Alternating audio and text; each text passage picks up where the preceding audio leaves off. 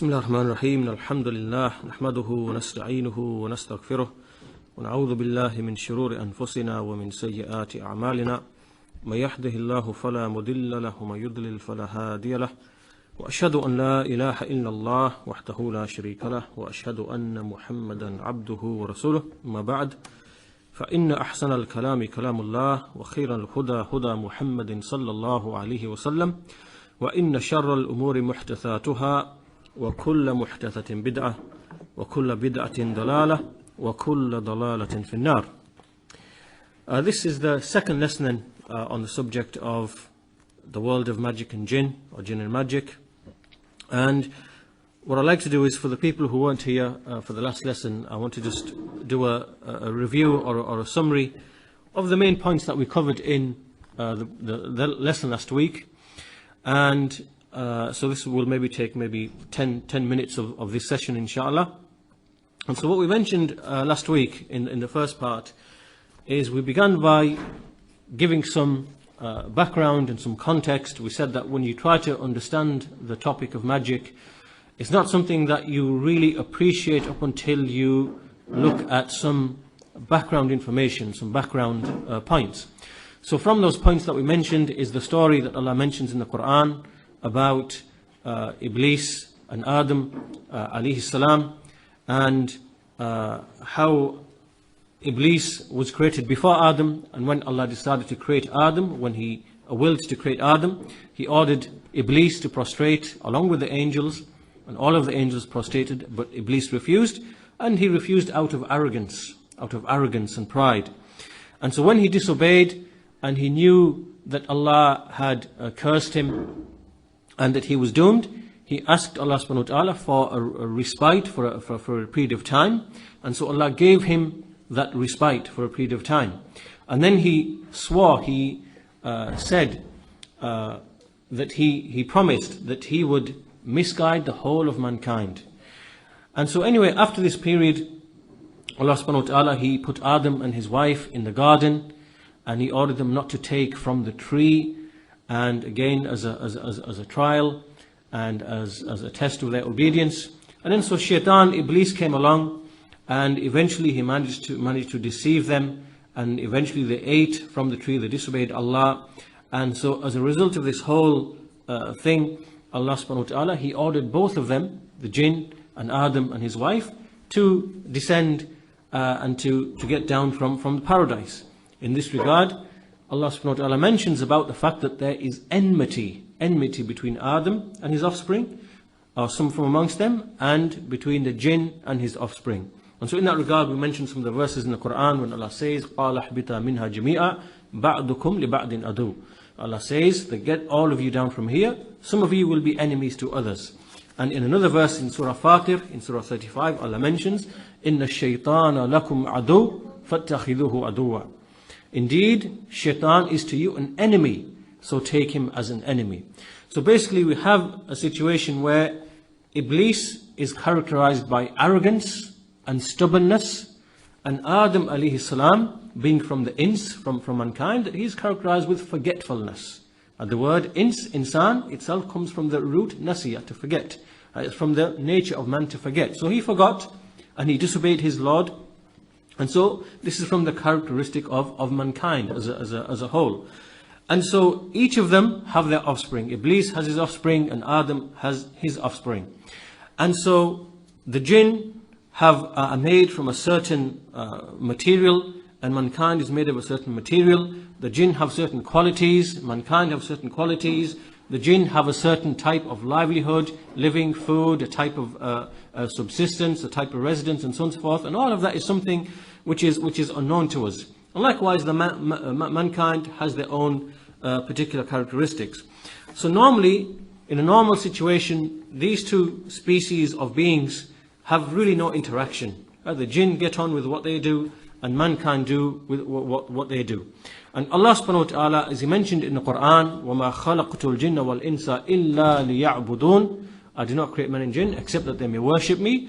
So He sent prophets and messengers to both the jinn and the men, to invite them to worship Allah alone, to direct all of worship, everything which comes under worship, and to direct it only to Allah subhanahu wa ta'ala. So the jinn are obligated to obey the prophets and messengers, and so they have to worship Allah, they have to be Muslims, and they have to worship Allah upon Tawheed, and they have to be pious and fearful, and they have to abide by the Sharia, whatever Sharia is applicable to them. And likewise the men, they have to abide by that as well. And so in return for that, they will acquire paradise. So now, when we come to understand magic, or when we come to look at the issue of magic, then magic is something that occurs by the interaction of these two species, between the men and between the jinn. And so the men, they have, for many reasons that we discussed in the previous lesson, and we will mention again in this lesson, that they have certain needs and benefits which they see that they can acquire from the jinn. And the jinn likewise, they see certain benefits and things that they acquire, that they can see and they acquire from the men.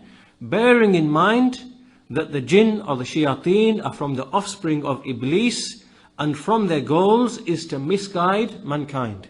Right? So they give assistance to mankind. But in return, they ask for some sort of subservience and some sort of worship and some sort of obedience. Such obedience and worship that itself entails disobedience to Allah, and it also enters into the realm of kufr, of disbelief, and likewise shirk, which is polytheism and worshipping other things besides Allah. So anyway, this magic that we mentioned, it has been present at least from the time of Nuh alayhi salam, and we mentioned the proof for that in the Quran. And there were many prophets before the Prophet Ibrahim alayhi salam and before the Prophet Sulaiman who were accused of having magic being done upon them. Meaning when the people rejected the message, they said that you are just mad and you are possessed and you are this and you are that. And so this shows that magic was present in that time. And so after this we mentioned a bit about Prophet Sulaiman alayhi salam, because this was important to the subject of magic in general. We said that Prophet Sulaiman alayhi salam has been wrongly accused of being a magician, and the reason for that was because of the following: that Allah subhanahu wa ta'ala, He gave to Sulaiman a certain kingdom and a certain level of control over, for example, the jinn, and over some of the elements like the wind, and over like the birds, and such a dominion which he never gave to anybody else after Sulaiman, because Allah said in the Quran, mentioning the dua, the supplication of Sulaiman alayhi salam, He said, قَالَ رَبِّ اغْفِرْ لِي, O my Lord, forgive me, وَهَبْ لِي مُلْكًا لَا يَنْبَغِي لِأَحَدٍ مِّن بَعْدِي. So he said, O my Lord, forgive me and bestow upon me a kingdom that is not desirable for anybody after me. And we see that the Messenger, peace be upon him, also in one of his ahadith, he mentioned words to the meaning that after Sulaiman, there is no one who has control over the jinn, not even the Prophet, peace be upon him. And so this was something unique to Sulaiman. And so there were, in the Quran we find, Allah mentions that in the Quran that there were some from these jinn who were forced into obedience to Sulaiman alayhi salam. Right? Unwillingly, that they were forced to work for Sulaiman. And others from the jinn, they were held captive in chains. And they had to work for Sulaiman in that regard.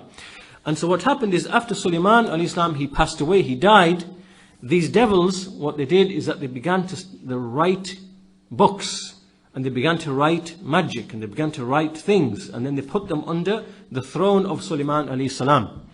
And so what happened is, and they began to teach this to the people, this magic. And so what happened is, when Sulaiman died, alayhi salam, the Jews, they broke up into two groups of people.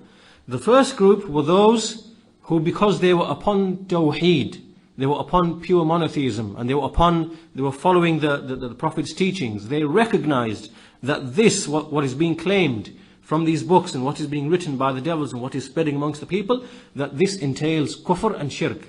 And so they recognized that, and they kept away from it, and they warned against it. And another group from the Jews, they believed wrongly that this, when they found these books, they believed that this was how Sulaiman was controlling the jinn.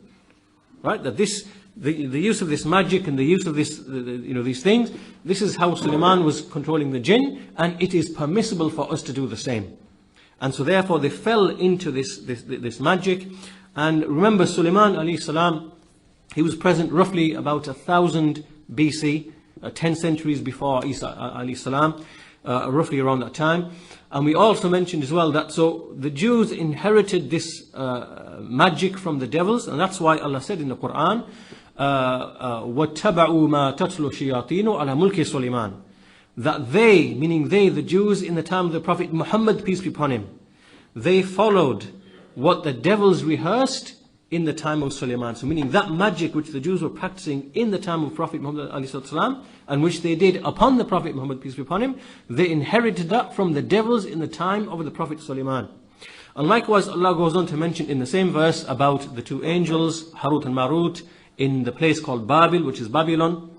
We mentioned also that this was another influence where magic came from. And we also mentioned how the Jews, they were held in captivity for a period of time in Babylon around the year 600 BC, and as a result of that, they, because in Babylon there were the people there were basically astronomers, and they were star worshippers, and so they also had their form of magic and numerology and astrology, and they had all these symbols and representations of in numbers. And by way of that, they used to worship the stars and believe that the stars used to have spirits within them. And so they used to have their type of magic. And this magic, the Jews, the rabbis, they acquired that magic when they were in Babylon. And then when they came back to Jerusalem and they began to write the Talmud is not the same as the Torah. The Torah is what Musa alayhi salam brought. And the Talmud is something which the rabbis wrote with their own hands. And they brought within it all of their own opinions, and a lot of the superstition and astrology and numerology and so on and so forth. And so this magic was something that they were upon. And so anyway, so we mentioned in the previous lesson as well how you see when you look at many of these spells and talismans and things that are written by so-called Muslims, you find parallels between them and between what you find amongst the Jews, who follow the Talmud, and the spells that they write, and the incantations, and the symbols, and so on and so forth. That all of this is, the root of it and the source of it is very, very clear and very apparent. So anyway, so from this, we understand that magic is an interaction between the jinn and between the men. And practically speaking, we mentioned how it works. And so what happens is that we have two elements to magic. The first is what we call the base and the foundation. This usually takes the form of an artifact, which is like a spell, or it can take many different forms. In fact, we will mention them in a short while. It can take maybe 9 different forms. But basically this thing is prepared, which we call the base and foundation. It will be something written. It may be something which has nuts in it. It can be something that is prepared in food, something which is buried, something which is put in water. And it can take on different forms. But that's the starting point. And so what then happens is that the magician, and a magician is someone who has won the assistance of the devils because he has done something. He has done something. He has to commit something and do something by which the devils are prepared to work for him and to execute the magic for him.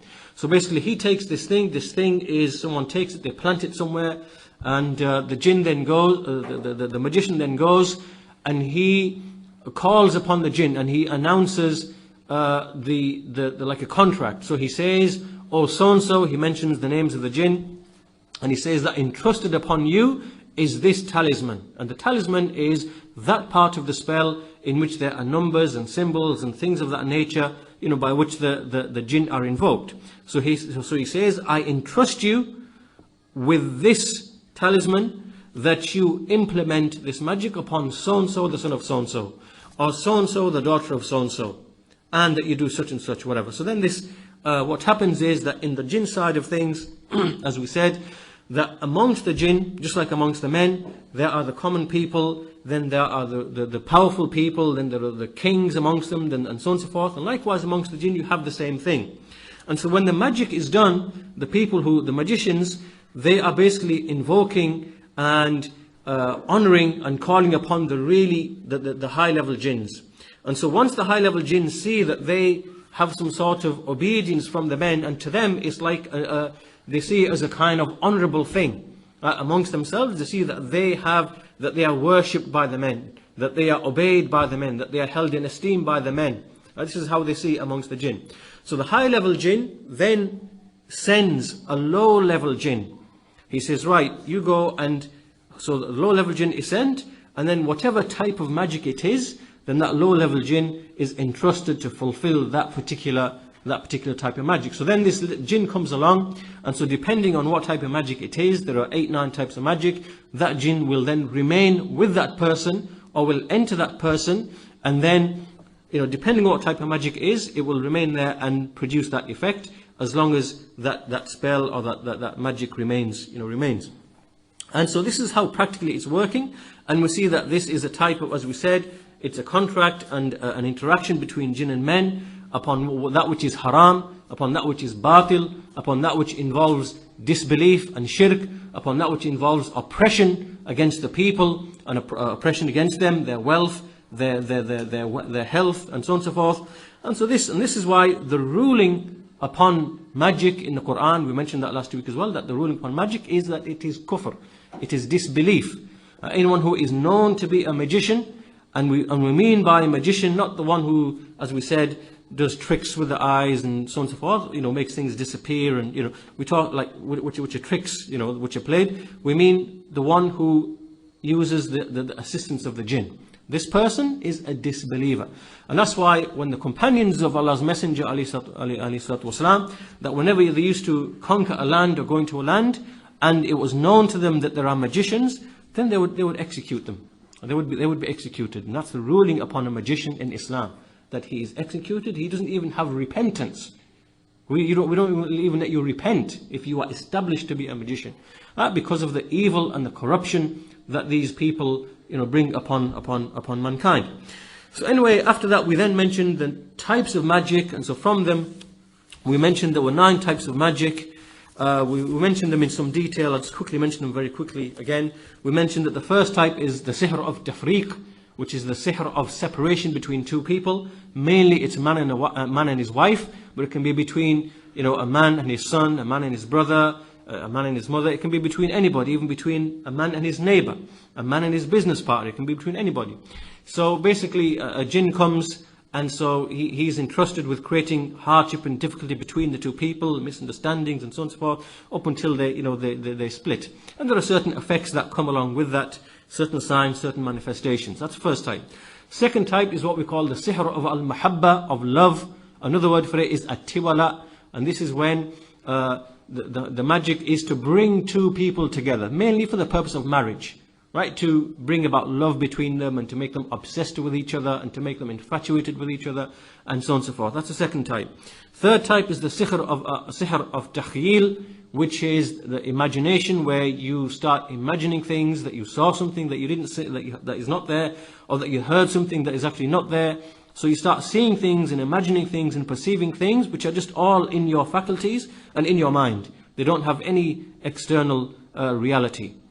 The fourth type of magic is the sihr of al-junoon, which is basically just madness, and where you lose control over your speech, and you stumble, and basically you don't really have control over your senses and even over your body. And in all these different types of magic, the jinn is playing about. He either enters into your body and then plays about with that part of the brain which is responsible for control over certain faculties, like maybe thinking, or maybe having the zeal and motivation, or maybe over happiness and joy and sadness and whatever. And so he plays about with those kind of aspects, and as a result certain effects are found upon a person.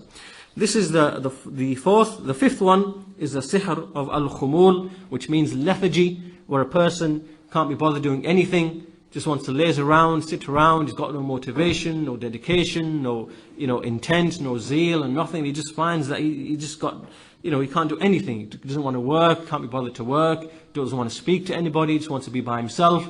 And again, this is a type of magic. The next one is sihr al-hawatif, which is the magic which is a person just getting voices and imaginations in the mind and whisperings, and so these things start coming into his mind, thoughts and ideas and whispers, and he starts getting confused and this and whatever. And that's another type. The seventh one is the magic of al-marad, or disease, and this is when, so for example, someone has a pain or a numbness in an arm or in a leg, or a pain somewhere, or in the head, and it doesn't go. No matter what a person does, no matter what treatment a person receives, the pain always remains. So basically, the way to tell between whether this is a genuine illness, like a genuine pain, physical pain in the arm, or whether it is a result of magic, is that normally that we read ruqya upon a person, we read the Quran, and then certain effects are seen, as a result of which it is known that this is magic and not a genuine illness. Right? So illness, sometimes it might appear to be illness, but it is actually the effect of magic. That's the 7th type. The 8th type is unique to women. We said it is al-istihada, which is when a woman has a constant bleeding and she thinks it to be menstrual blood, but it's not menstrual blood. Rather, it is a vein, and that particular vein and it bleeding constantly is actually as a result of a jinn, which is a result of magic. Right? So he enters into the body, he enters into that particular location, and so that vein continues to bleed, and it doesn't end, sometimes for weeks, sometimes for months. And so many women have this particular problem, and it is a sign that this is from the jinn and from the effects of magic. And the last one, sihr ta'til zawaj, which is where magic is done in order to prevent two people from getting married. Right? And so all of these types of magic, you see that they emanate from people who maybe have a jealousy or a hatred or a dislike for somebody else, and so they seek to harm them, and so they go to a magician, and they pay the magician a miserable price, and for that miserable price the magician is someone who works with the devils to bring about this type of harm and oppression upon the people. And so these were the types of magic, as we said. We also spoke about what does a magician have to do in order to win the assistance of the devils. We mentioned many things. We mentioned, in fact, that the jinns never ever aid anybody from the men unless they see some kind of obedience from the men. And the jinn are not pleased except in misguiding mankind and to make them disobey Allah and to worship other things besides Allah and to give servitude to other things besides Allah subhanahu wa ta'ala. And so we mentioned many things, the jinn, some of the magicians which we find amongst them. They, for example, and it varies from extremes, there are from one extreme to the other side. So from the extreme side of it, we see that some of these magicians, they have to disbelieve in Allah, they have to disrespect the Quran, they have to revile the prophets and messengers, they sometimes throw the Quran in the toilet, sometimes they walk on the Quran, sometimes they do all these filthy, vile things. And that's like one extreme. And there are magicians who actually do that. And as I said, that we shouldn't be deceived by people who appear to be religious and appear to be practicing and appear to be all pious and so on and so forth, because this is found amongst the people. In fact, I showed you some pictures last, in the last lesson. This particular picture here, where you see the Quran, and on it you see menstrual blood. This top one here is blood from menstruation, from a woman's period, and it's besmirched on the Quran. And the ones below it, you see that this is the Quran rolled into a tampon, and a woman inserts it, and so that menstrual blood comes onto the Quran, right? And I showed you some of these pictures from the last lesson. And so the point being that there are people who appear to be religious, and they are prepared to do these kind of things in order to win the assistance of the jinn and the devils, and in order to effect the magic that they seek. So anyway, that's from one extreme. But maybe some of the magicians don't go to that level because they maybe know that this is outright rebellion against Allah subhanahu wa ta'ala. So other magicians, the way the jinns trick them is that they make them do certain actions which involve worship of other things besides Allah subhanahu wa ta'ala. So they might say to the magician that, okay, we'll help you, just go and take a few lambs or some chickens, go to a certain place when at a certain time, just sacrifice them, and once you've sacrificed them, then go to a certain other place, some deserted building or some other place, and just leave them there, or sprinkle the blood somewhere, and just leave them there. And once you do that, then we will help you in whatever it is. So now what's happened is that they've made the magician fall into an act of shirk, because to sacrifice to other than Allah, to sacrifice to a jinn or for a jinn, is an act of worship which expels a person from the fold of Islam. It invalidates a person's tawheed, monotheism. And so some magicians who are involved with the jinn, they won't go to the level of where they will disrespect the Quran and abuse and revile the prophets and messengers, because they know that this is something that they will fall into. But the jinn will make them fall into other things. So the point being that the magicians who work with the devils, then the devils make them do a range of things if they can, from the most evil and rebellious and despicable of things. If not, then they move backward, something less, something less, something less, something less, something less. Right? So no matter which magician it is, he is doing at least something, or he is doing at least something in order to win the assistance of the devils, without any doubt at all. And then we mentioned some of the signs of a magician. How can you tell someone is a magician? We mentioned many things in that regard. Magicians, they will give you, if you go to them, they'll tell you your name, your mother's name, where you came from, why. Somehow they have this information from nowhere. They will often ask you for a piece of clothing that you've been wearing. They will give you papers with numbers upon them and symbols and squares and things like this, which are a representation of magic and the use of the devils. They will give you things like the skins of animals and things they've written in triangles. And we mentioned all of them in the last lesson as well, how you can tell that someone is involved in magic, even if at the same time he appears to be using the Quran and appears to be using the Sunnah of the Messenger ﷺ. So there are certain signs you can tell that this is from a magician. And in this regard, Allah subhanahu wa ta'ala, there's a verse in the Quran in which Allah subhanahu wa ta'ala, He mentions this mutual benefit between the jinn and the men. Allah says in the Quran, this is in Surah Al-An'am, Surah 6, verse 128, Allah says, وَيَوْمَ يَحْشُرُهُمْ جَمِيعًا, the day that Allah gathers them all together, meaning the jinn and men. Allah will gather them all together, meaning the day of resurrection. So on that day, Allah will say, يَا مَعْشَرَ الْجِنِّ قَدْ اسْتَكْثَرْتُم مِّنَ الْإِنسِ. Allah will say, O gathering of the jinn, you have indeed sought benefit from the men. And then the jinn will say, Allah says, وَقَالَ أَوْلِيَاؤُهُم مِّنَ الْإِنسِ.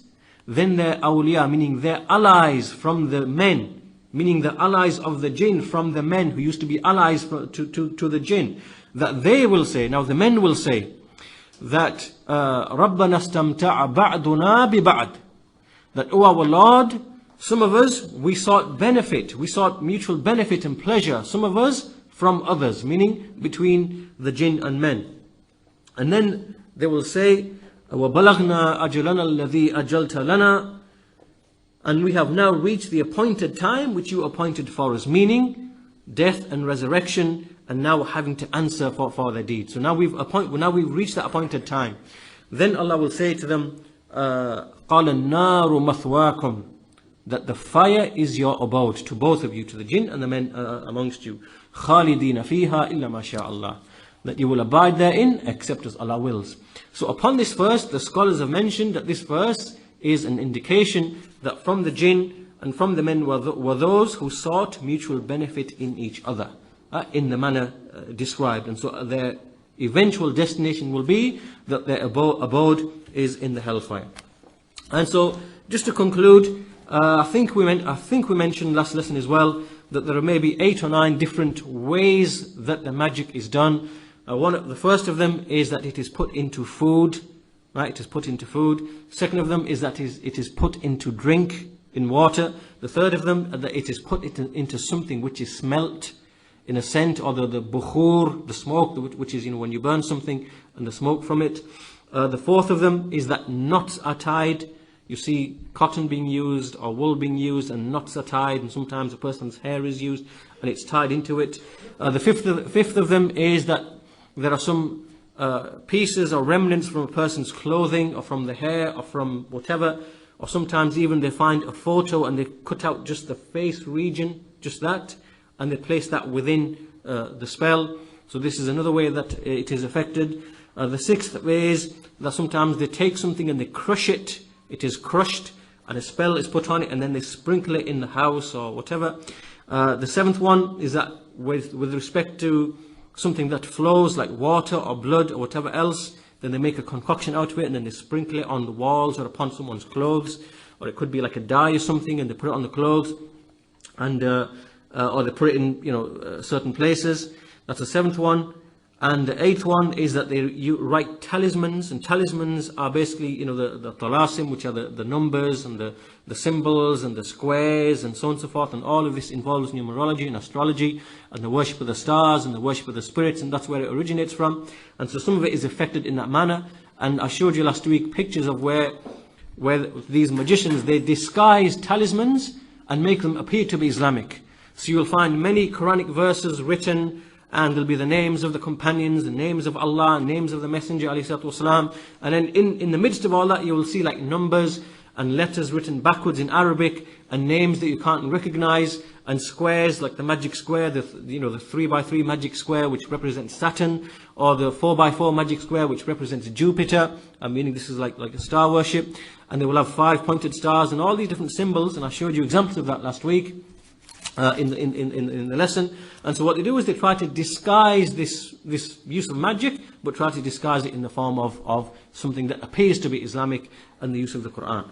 And the 9th one is that the 9th way that they do it is basically what they do is they watch out for the moon and the stars, that there's a specific time that they have to make a certain incantation or do whatever it is, and so they watch for the rising of certain stars or certain constellations or the moon, and then that's the right time in which the magic is affected. So anyway, this was just a recap as a reminder of what we did in the last lesson. It's important to keep that in mind. And today what we're going to do, inshallah, is again, we have a lot of material, so maybe we're going to try to get as much of this as finished as possible. And so what we need to do is basically there are 4 different things that we have to distinguish between. A lot of people, they sometimes mix and confuse between a number of different things. These 4 things are the following: magic, as-sihr, which is what we've been discussing, and we discussed that in the last lesson. We'll continue discussing it today, inshallah ta'ala. That's the first thing. The second thing is as-sara'. As-sara'. As-sara', it involves the jinn, but it is not the same as magic. As-sara' is basically possession, right? Because when a jinn possesses a person, it can happen in for different reasons and from different methods. First method can be through the route of magic, sihr. The other method can be through just purely, as we will look when we look at as-sara' in detail, it can be from the angle of just oppression, like a jinn just willfully wanting to oppress a person, without any magic or anything like that at all. So as-sara' is something different to as-sihr, which is magic. And inshallah we will look at that in a short while. And the third thing is al-hasad. Al-hasad is jealousy and envy. Jealousy and envy. That's the third thing. And the fourth thing is al-ayn. Al-ayn is the evil eye. And the evil eye is connected to al-hasad, jealousy. Right? They overlap with each other. Right? So al-hasad and al-ayn are not the same as magic. But because they are all connected, because all of these topics are really interconnected, and you see that often jealousy amongst the people, right? Jealousy amongst the people is what leads people to either give you the evil eye or to want to do magic upon you. Now, they're all connected issues. For that reason, I think it's important that we discuss each of these issues, understand the differences between them, and try to learn how to avoid falling into the as-sara' and the evil eye and so on and so forth. So the first thing we're going to look at is the issue of the evil eye. And so the evil eye, first of all, we'll look at not evil eye, we'll look at jealousy. Jealousy first and foremost. So jealousy, firstly, what is jealousy? There's a type of jealousy which is halal, which is permissible, yajuz, it is permissible, it is recommended, and there is a type of jealousy which is haram. So we are speaking here of the jealousy which is haram. And the other types we will look at in a short while, inshallah ta'ala. So this jealousy, what is the definition of jealousy? Jealousy is defined as that you wish that a favor or a blessing which somebody else has been given, someone else has been given a favor or a blessing. It could be money, it could be wealth, it could be knowledge, could be understanding, could be iman, could be taqwa, could be offspring, could be beauty, could be whatever.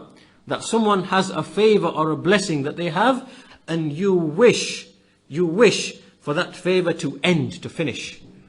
but that person no longer has it anymore. You want it to end in him. You want him to lose it. And so this is the definition of jealousy. Now, what happens is that the foundation of it is, of jealousy is that the eye of a person, he sees something which amazes him, right? So he sees someone, maybe he has beauty or handsomeness or richness or wealth, or he has the religion, he's pious, he's righteous, or whatever things it might be that a person might be jealous of. And so he sees it with his eye, and then there is some filth in his heart. And that filth in his heart is, things like the diseases of jealousy and covetousness and all those kind of things.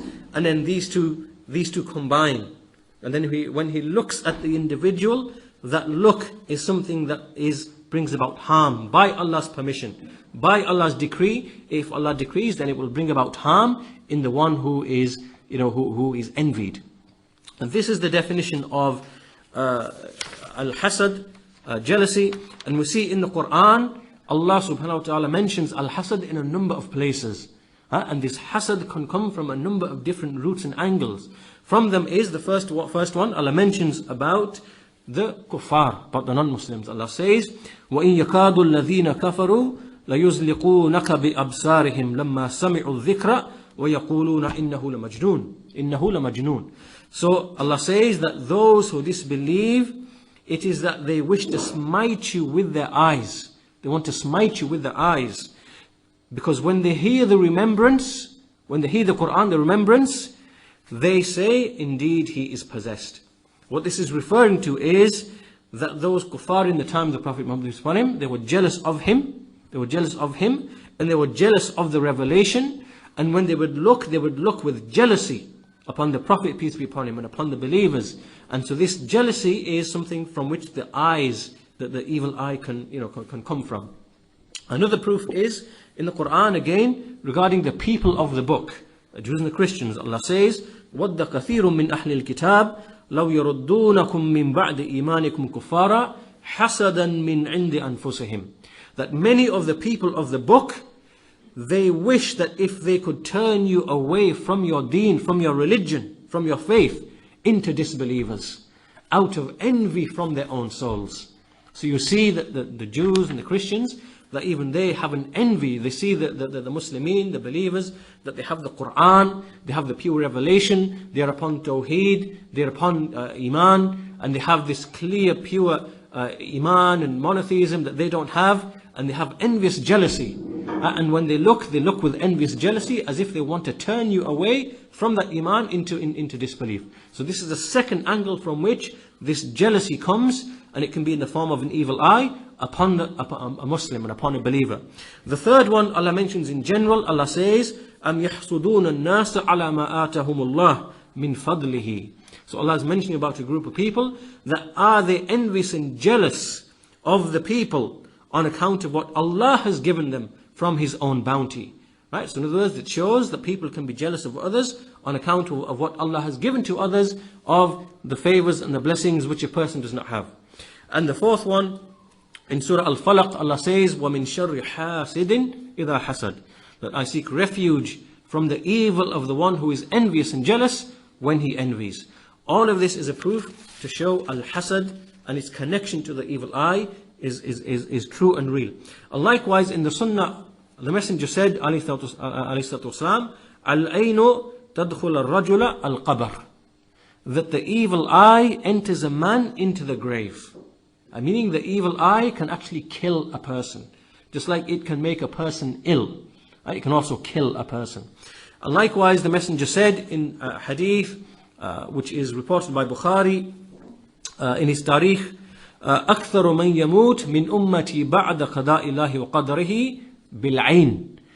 That the majority of those people who die in my ummah after Allah's qada wal qadr is by the evil eye. This shows to you that the effect of the evil eye is more than what people think. In this hadith, the Messenger is saying that after Allah's qada wal qadr, most of those who die from this ummah, they die on account of the evil eye. On account of the evil eye. And there are other hadith which are similar to this. And so this is a proof for al-hasad and the evil eye in the Quran. As for the types of al-hasad, the types of envy, now this is where we need to make a distinction. As we said, there are three types. There are three types of envy. The first one is, so pay attention to the distinction between each of these three.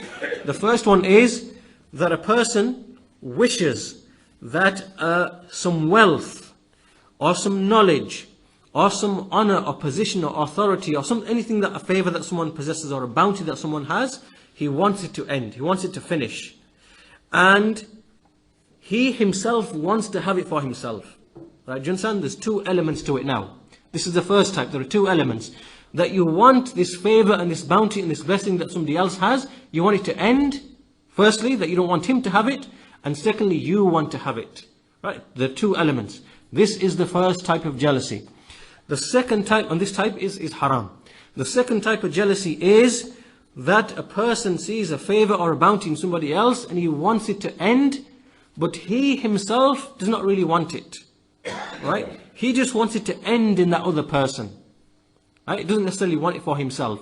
This one is more evil than the first one. This one is more evil than the first one. This is more evil. This is more lowly and more despicable than the first one. And this one is haram as well. Right? And the third one is that a person wants to have a bounty or a blessing that is with somebody else, but he doesn't want it to stop in that other person. Right? So if someone else has got maybe some knowledge or some wealth by which he's giving sadaqah and charity, then a person wants that for himself, but at the same time, he doesn't want that person not to have it. He still wants that person to have it. Right? So this type of jealousy is something that is permissible in the Sharia. It is permissible for you to be jealous of somebody else, but as long as it is in the religious affairs. Right? This is a healthy type of jealousy. And in this regard, we see the hadith of the Messenger sallallahu alaihi wasallam. He said that there is no jealousy except in the case of two men. I do not show jealousy except in the case of two men. A man to whom Allah has given wealth, so he never ceases to use that wealth in the path of the truth. And a man to whom Allah has given hikmah, wisdom, and so he never ceases to use and to judge by this truth, by this wisdom. And he teaches it to the people.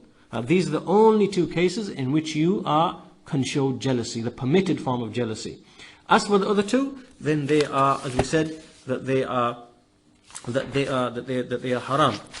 And also, we should also understand that there is a type of evil eye that also comes from the jinn. The jinn can also give you an evil eye. It's something that sometimes we neglect. So the jinn, and the proof for this in the Quran, there's actually proof that the jinn can give you an evil eye as well. Doesn't just only come from another person, it comes from a jinn as well. And so Allah says in the Quran, in Surah Al-A'raf, Surah 7, verse 27, Allah says about Iblis, He says, إِنَّهُ يَرَاكُمْ هُوَ وَقَبِيلُهُ. That indeed he, meaning Iblis, he sees you and his tribe, meaning the devils and the jinn with him. They see you min haythu la tarawnahum. They see you from where you do not see them. Inna ja'alna shayateen awliya'a lilladhina la yu'minun. That indeed we have made the shayateen, the devils, to be allies and protectors and friends of those who do not have any faith. And also a proof for this as well is the hadith reported by Abu Sa'id al-Khudri radiyallahu anhu. He said that the Messenger sallallahu alaihi wasallam, before the last two chapters of the Quran, the Mu'awwadatain, before they were revealed, before they were sent down, that the Messenger used to seek refuge from the eye of the jinn, the evil eye of the jinn, the Aynul Jinn, and from the Aynul Ins, min A'yunil Ins.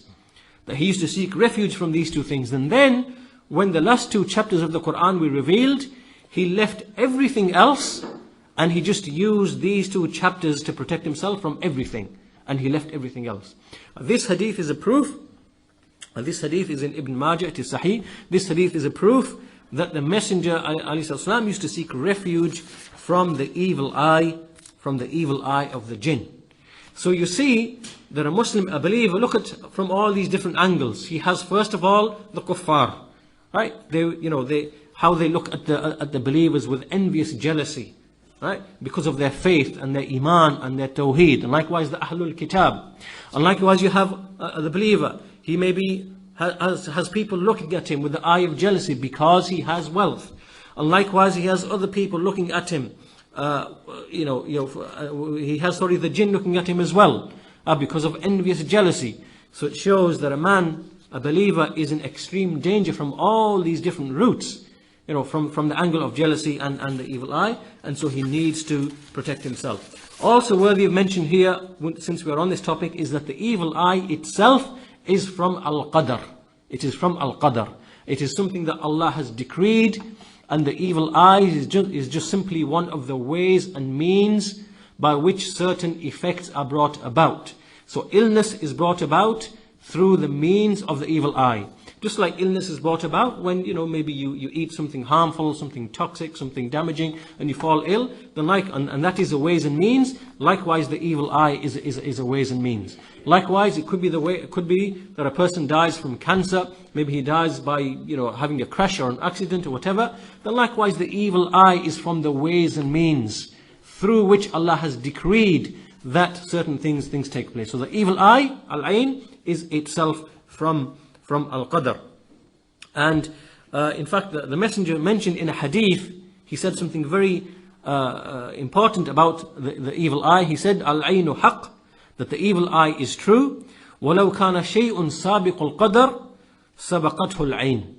That the evil eye is true and real. And if there was anything that would precede qadr, it would be the evil eye. What this means is that if there was anything that would make something happen before it had been decreed, if there was anything, then it would be the evil eye. Why? Because the evil eye is such that it very rapidly and powerfully brings about whatever effect it is. That meaning this shows the effect of the evil eye.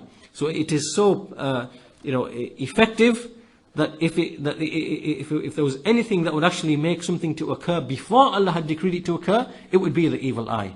So this is how the Messenger has described the evil eye. So anyway, this is the evil eye, and there are some differences between the evil eye and jealousy. Because remember we said that jealousy and evil eye are connected, and there's an overlap between the two. Right? So, but it's not the case that everyone who is jealous necessarily has the evil eye. Because al-ayn, basically the evil eye occurs in two ways. And this is where we know the distinction between what is al-ayn and what is al-hasad, jealousy. The evil eye can be, for example, when you see something with the eye which amazes you and which you think to be amazing. It could be anything. It could be the beauty of someone. It could be the wealth of someone. It could be the car of somebody. It could be the house of somebody. It could be the child of somebody. It could be anything, the phone, anything. And you look at it and it amazes you. And you say, wow, that's amazing. So that amazement, you speak in amazement, and you do not say, MashaAllah, and you do not say, Tabarakallah, and you do not, bring and make supplication for blessings. Right? You do not do any of that. So that, when that occurs, then this is how the evil eye befalls. This is how the evil eye befalls. And this can happen from anybody, even a righteous person, even a pious person. It can happen from anybody, someone who has Iman and faith. This type, the al-ayn, can happen from anybody. Right? So as a result, some affliction comes upon that thing or that person or whatever else it is. That's one, that's al-ayn. And al-hasad, which is the jealousy, is when someone sees something which amazes him with the eye, then he has in his heart and his soul the filth and those evil, lowly, despicable feelings of jealousy, and wanting something to end in somebody that that he's jealous of. And then that filthy, that internal, whatever it is, it mixes and it comes out, and it comes through the eye, and it looks with the eye upon that thing or that person. And then this is another way that the evil eye now is executed. Right? So, but this is al-hasad. This is jealousy coming through the and affecting it through the evil eye. And the evil eye is the other one, as we said, when you are amazed and you don't say MashaAllah, and you don't ask for Allah's blessings upon that thing, then this is the other way. So basically, al-ain and al-hasad have a connection to each other. They overlap to a certain degree, but there's a slight difference between the two. So anyway, this is al-ain and al-hasad, and now we move on to as-sara'. And as-sara', as we said, is something which involves jinn, but it is not necessarily magic, not necessarily sihr. So what is as-sara'? The word as-sara', it literally means to be paralyzed or to be taken and thrown on the ground. This is what the word as-sara' means. And what it means is, what it refers to is, it is something by which a person's limbs, like his major limbs, like his arms and his legs, and the things that he can actually move, that these limbs are prevented from being able to function properly. Right? Basically, it's a type of paralysis and a type of, like a type of paralysis. And there are two causes for this. There are two causes. One which is what we can, say is like a natural physical cause, where as a result of maybe some toxins or whatever, some other something that he's breathed which is harmful, which goes to his brain, or maybe there are other reasons that lead him to have this paralysis, or like epilepsy basically. This is one type, and this is as we said, it is something whose cause is of this type. And the second type, it can be from the jinn. The second type is that it has its origin in the jinn, and this can be for a number of different reasons, which we'll inshallah come to explain in a short while. But basically, this type of paralysis, where you have a numbness in the arm or numbness in the leg, or maybe you have a fit, or maybe you have whatever else, then all of this it can be from the jinn. And why they do it, we will come to look at in a very short while, inshallah ta'ala. But firstly, what is the proof that this type of possession by the jinn, which doesn't involve magic, that this exists? The proof for that is we'll look at a number of proofs. First of all, from the Quran, Allah subhanahu wa ta'ala, He mentions about those who are involved in usury or in interest, dealing with interest. Allah says, الَّذِينَ يَأْكُلُونَ الرِّبَا لَا يَقُومُونَ إِلَّا كَمَا يَقُومُ الَّذِي يَتَخَبَّطُهُ الشَّيْطَانُ مِنَ الْمَسِّ. That those who eat and devour riba, usury, interest, they will not stand, meaning on the day of judgment, except as the one who stands, who has been touched by the shaitan, the mas, by the shaitan, just like he stumbles.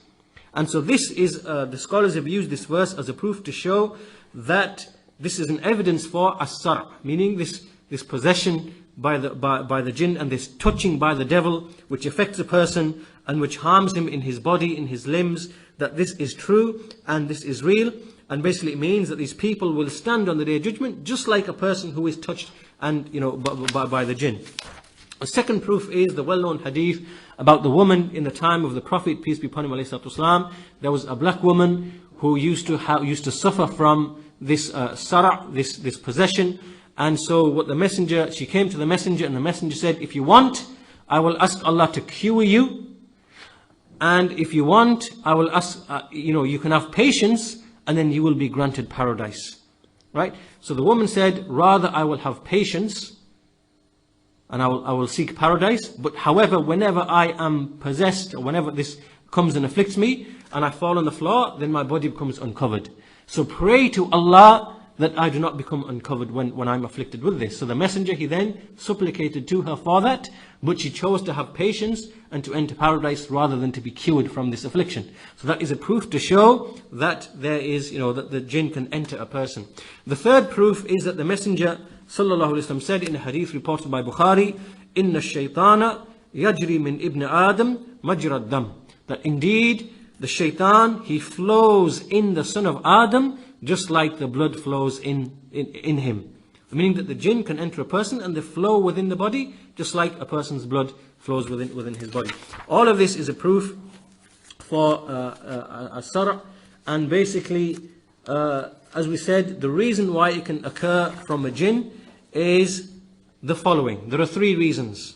The first one is that a jinn has an infatuation or an obsession. So a male jinn has an obsession with a female human being, a human. Or a female jinn has an obsession and infatuation, meaning that it loves and has ishq towards a man. And so therefore he enters into that person. And there are certain ways and conditions by which this jinn seeks. There are certain conditions a person can be in that a jinn seeks in order to enter into that person. Anyway, this is the first reason. Second reason is that a person, he's done dhulm upon a jinn. So maybe he threw out some boiling water in some place, and maybe there was a jinn in his household, and so he killed some of those jinn, or he destroyed their home. So out of revenge, the jinn decides now to enter into a person and to harm him, and so this is what we call as-sara. And the third reason is that for absolutely no reason at all, there isn't any reason, a jinn just comes along and decides to harm somebody. It decides to harm somebody. However, this can only really occur when he finds in that individual certain emotional states and certain emotional conditions. And those conditions are 4 in number. First of all, when he's extremely angry. When a person is extremely angry, his body is such that it becomes easy for the jinn to enter. Second condition is extreme fear. When a person is extremely fearful, again, the body is in such a condition that it becomes easy for the jinn to penetrate the body. The third condition is when a person is involved in fulfilling his lusts and desires, meaning extreme pleasure. Right? He's involved, he's engrossed in the shahawat, in those things that bring about pleasure and so on and so forth. Right? So in that condition, the jinn finds it easy to enter. And the fourth one is when a person is just heedless of Allah subhanahu wa ta'ala, far away from Allah's remembrance, far away from Allah's ibadah, far away from Iman, and he's just heedless and he's preoccupied in the dunya, and he has no remembrance of Allah at all. And so the jinn finds it easy to enter into such people. And really you find that most of this stuff, whether it's magic or sara', it always affects these kind of people who are far away from the deen, far away from tawheed, far away, weak in their iman, and so on and so forth. And so this type of as-sara', this type of touch by the jinn, or this possession by the jinn, which leads to paralysis and whatever else, then there are different types of it. The first one is what we call mas kulli, which is the all-inclusive touch. And this is when, for example, the jinn, he enters and he touches the whole of the body, right? All parts of the body. And this is what we call when a person becomes completely paralyzed. All his limbs become numb, he can't move, he stumbles, he falls, and so on and so forth, he can't speak, whatever. This is like what we call a complete effect upon the body. Then there is what we call the partial one, which is where maybe a limb will become paralyzed and it won't work anymore, or a leg or whatever. This is just the partial mas, the partial touch by the jinn. Then we also have that which lasts always, it never ceases being present. And then we have that one which only lasts for a few minutes and then it disappears, or which maybe lasts for a short while but eventually it disappears. This is what we call the partial. Again, the partial type of touch. So the point here that we should understand is that this type of al-mas is not the same as magic, but it is something that can nevertheless, it can affect a person. And there are ways that we can protect ourselves from this. So inshallah, I will now mention some of the ways of protection from as-sara', which is this, being touched by the devil. And after this, we will move on to magic, and how to protect yourself from magic, both before it occurs and after it occurs. So anyway, how to protect yourself from as-sara'? First of all, is to remember all of the adhkar, the sayings of the morning and the evening, the du'as that the Messenger, peace be upon him, ﷺ, used to say in the morning and the evening. And you will find them in the du'a books, the adhkar al-sabah wal-masa'. That's the first thing. Secondly, that whenever you jump from a high place, you're on a wall, or you're on a higher place and you're going to jump down, always say Bismillah. Say Bismillah, because you don't know what you could be landing upon. And often this is how people unknowingly, they cause harm to the jinn and their offspring and to their homes. Thirdly, that whenever you pour water anywhere, say Bismillah first. Say Bismillah first. Fourthly, that when you enter into a gloomy, dark type of room or a place or some gloomy, dark place, because these are the places where the jinn tend to reside and which they like, then always mention the name of Allah, Bismillah. Never ever do not harm a dog or a cat. It could be that don't deliberately go and harm, kick a dog or harm a dog, because that could be, because as we know that the jinns can take on different forms, and the jinns can take the form of a dog, they can take the form of a snake, they can talk in different forms. So just be careful, don't harm, you don't unwittingly harm something that could have a jinn within it. Try not to sleep on your own, right? Or try not to travel on your own. Don't travel on your own. Don't urinate. When you urinate, don't urinate in a place which looks like to be like a living place or like a habitation, and try not to, just be careful where you urinate, if you have to urinate outside of your house. Also, don't go to deserted places by yourself. Don't just wander off by yourself, in weird times, in deserted places where there is nobody. People tend to do that, and so you have to be careful of that, especially in the night as well. Also, when you throw something heavy upon the earth, when you take something and you throw it, say Bismillah, because you don't know where it's going to land, and you could harm, you could harm a jinn and his residents. When you enter the toilet, say Bismillah. You say A'udhu billahi min al-khubthi wal khaba'ith. And likewise, when if you have children, always make ruqya upon your children. Do the adhkar upon your children with the mu'awwadhatain and the other verses in the Quran. What the Messenger used to do to Al-Hasan al-Hussein, used to put his hand upon their foreheads. U'idhukuma bi kalimatillahi tammati min sharri ma khalaq. I seek refuge for you both in Allah, in the perfect words of Allah, from every evil which He created. You do this ruqya upon your children, and you teach your children likewise to always recite Ayatul Kursi, or recite the Quls, have a habit of reciting the Quran, and so on and so forth. Likewise, when you have relations with your spouse, then there is a dua which you read, Bismillah, Allahumma jannibna shaitan wa jannabi shaitana mimma razaqtana. That, O Allah, in the name of Allah, O Allah, make shaitan distant from us, and make us distant from shaitan, and make shaitan distant from what you bestow upon us, meaning of offspring, of children. And likewise, when you sleep, make the du'as that when you're supposed to sleep. So all of these are from the ways and means that basically protect you from being affected by as-sara. Okay, this now leads us to magic. So now we come back to magic. So the reason why I covered all of this is because all of these are connected issues. And whether we're speaking about the evil eye, whether it is just the as-sara, which is a possession, or magic, all of them are connected. And so we need to be aware of all of these. And the danger isn't just magic itself. There's something wider than magic. There is the evil eye, there is al-hasad, envy, there is as-sara. And so we need to be very careful from all of these different things. So as for the treatment of magic, which is what we were supposed to finish off last lesson, we didn't have time. So the treatment of magic, then first of all I should mention, the first thing is that the treatment of magic by magic is haram. It is haram, and this is one of the ways that people unfortunately fall into when they treat magic.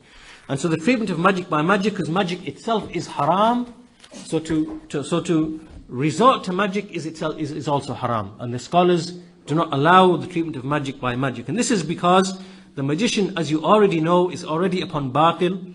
He's already upon, he's obeying the devils. He's winning the assistance of the devils. And so to use magic, to repel magic, is just falling even more into that type of batil. And so this is why some of the scholars, they used to say that no one removes magic except a magician. Meaning that no one gets rid of magic with magic except a magician. Right? Because many people you see that they'll quickly be able to get rid of magic in an instant, but overnight it'll just disappear. Well, that person's actually used magic because he's used a stronger form of magic to repel the magic. So what happens is, you go to this person and he will say, right, I will cure you. Take your shirt off, leave it with me. Right, so we'll ask for your shirt. Right, this is a sign that he's going to be doing magic. So we'll take your shirt, and then he will do whatever he's doing. Really what he's doing is that he will then go, he will write a spell, he'll then invoke the jinn, a more powerful jinn, and he'll do even more acts of disbelief or disobedience or whatever else which is displeasing to Allah. And so the jinn will become even more happy with him. So they will then execute a more powerful form of magic. So then another jinn will be sent and dispatched off to that individual, this jinn will then kick out that first jinn. That jinn will then be kicked out, right? He'll be taken out, and so that magic will appear to have ended.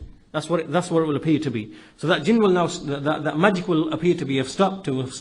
He will no longer have that pain in his arm anymore because the jinn's now gone, or will no longer have like the depression or whatever. He'll feel better, and then wait 2 or 3 weeks because the other jinn has now come. Then there'll be some other effect and some other symptom and some other problem, right? So then maybe he'll have a pain in his leg, or he'll have a pain in his back, or maybe he'll have some other problem. So now he goes back to the magician again, and so now you see that this now becomes a playfield for the magicians, and they steal the wealth of the people in this manner.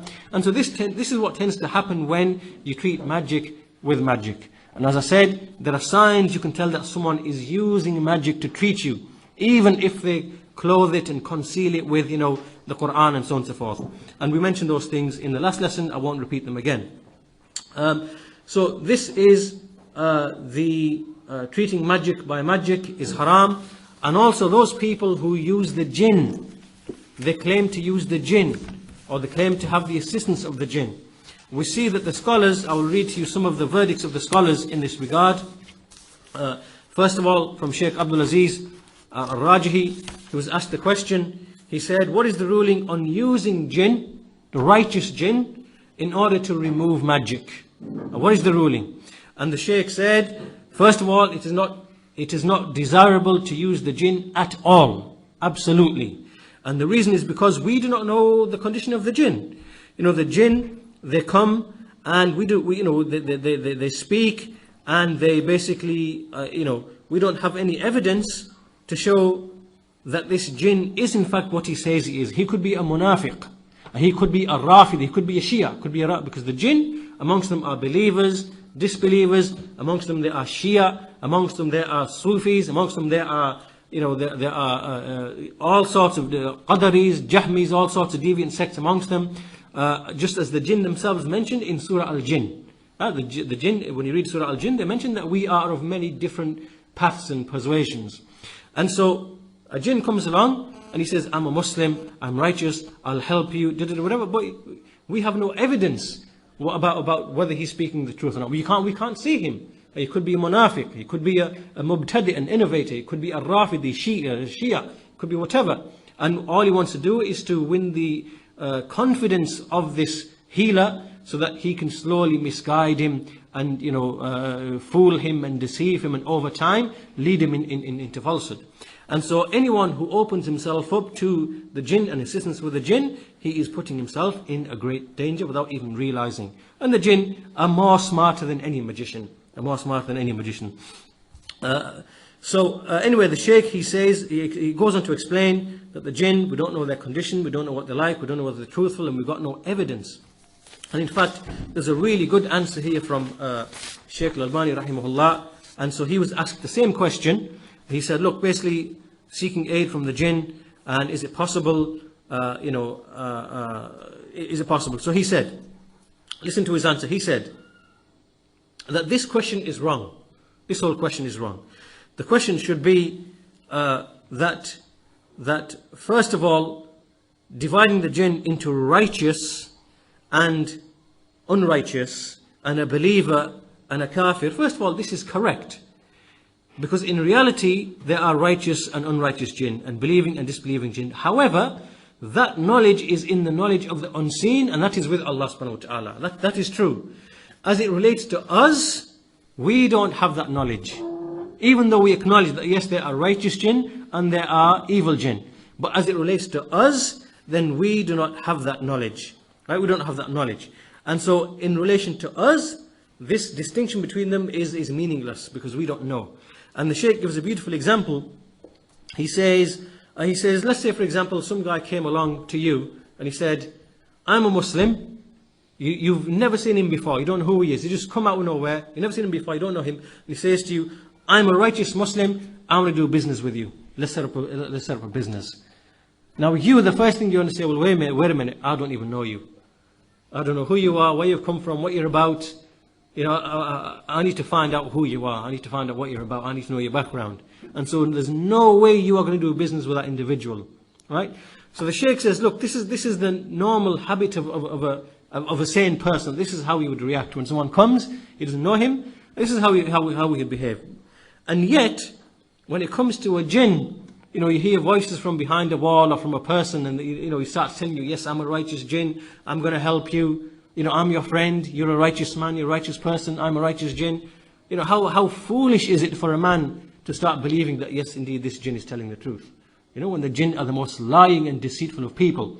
And and this is why the scholars of hadith, they used to say that if a jinn narrates a hadith, we cannot accept that hadith because his integrity is not established. Unlike men, whose integrity and honesty and truthfulness we know, when they narrate that the messenger said such and such, then obviously we can evaluate them, we can check for their honesty and their integrity and their memory, and we can believe, and we can take it, and we can say, yes, this hadith is authentic.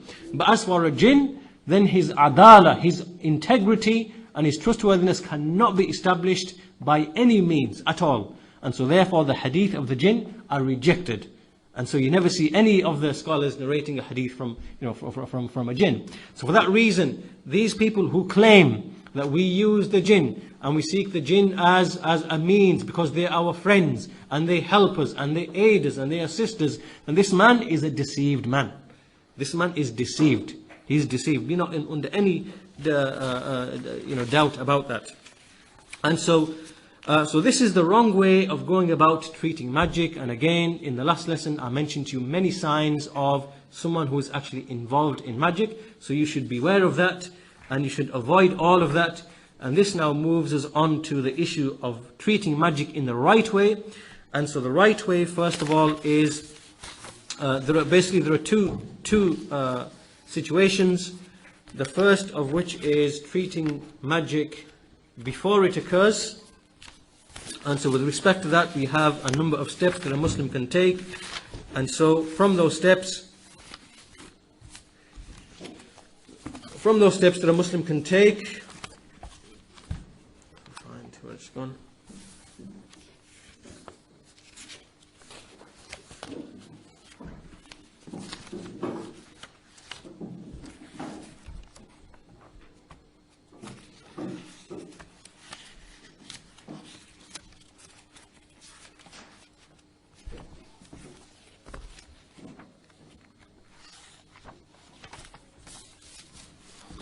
So as I said, the first period is before you actually get affected by the jinn.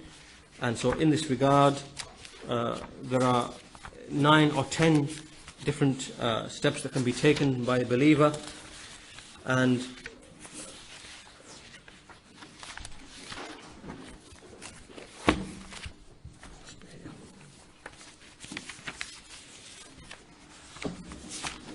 here we are. So from those steps that a believer can take, well, in fact, first of all, there's a separate issue that we should discuss, is that we find that those who are most likely to be affected by jinn and by magic and by all these types of things are those people who are far, far away from Allah subhanahu wa ta'ala. As Allah says in the Quran, وَمَنْ يَعْشُ عَنْ ذِكْرِ الرَّحْمَنِ نُقَيِّدْ لَهُ شَيْطَانًا فَهُوَ لَهُ قَرِينٌ. That whoever lives a life away from the remembrance of Ar-Rahman, of Allah, then we will appoint for him a devil, and this devil then will become a companion to him. Right? So first of all, just being away from Allah, being away from Allah's dhikr, being away from Allah's tawheed, worshipping Allah upon tawheed, and not remembering Allah, this is something that invites the shayateen upon you. That's the first thing. Second thing is that when Iblis made that promise, when he said, قَالَ فَبِعِزَّتِكَ لَأُغْوِيَنَّهُمْ أَجْمَعِينَ إِلَّا عِبَادَكَ مِنْهُمُ الْمُخْلَصِينَ. And when Iblis said to Allah that by your might and by your power I will misguide them all, but he made an exception. He said, إِلَّا عِبَادَكَ مِنْهُمُ الْمُخْلَصِينَ, except for those servants who have ikhlas. And ikhlas, having sincerity, what this ikhlas means here refers to two things. The first thing is to make your worship only for Allah subhanahu wa ta'ala. Your bowing, your prostrating, your sacrifice, your fear, your hope, your love, your isti'ana, the seeking of aid, your istighatha, the seeking of rescue, your tawakkul, All these things are only directed to Allah subhanahu wa ta'ala. And secondly, when you direct these acts of worship to Allah, you are sincere in those acts of worship, meaning that you are seeking Allah's reward, you are seeking Allah's pleasure, not the pleasure of men. You're not seeking some worldly benefit, you're not seeking some, that your intentions are sincere and pure, and it is done for the sake of Allah. Right? These two things, when a believer is characterized in his ibadah by these two things, then these are the people whom shaitan has said he will not have any control or power over them, and he cannot misguide them. And likewise, Allah said in another verse, Inna ibadi, indeed my servants, laysa laka alayhim sultan, illa man ittaba'aka min al-ghawin. So Allah said, indeed my servants, you don't have any authority over them. My servants, my ibad. And Allah's servants, the ibad, are those who give ubudiyyah to Allah, meaning that they give servitude and are enslaved only to Allah subhanahu wa ta'ala, not to others besides Allah subhanahu wa ta'ala. So you see that shaitan knows that tawheed is something over which he cannot gain ascendance from these verses. So the people who are away from that, they are the ones who will be prone to being affected by magic and so on and so forth. So anyway, what can a person do to protect himself from the effects of magic and being afflicted? Well, first of all, I should mention there are 4 things. Al-Iman, which is having faith in Allah, and the pillars of Iman, Allah, His angels, His books, His messengers, the last day, and Al-Qadr. And knowing Al-Iman in detail. Meaning knowing the belief in Allah. What is the belief in Allah?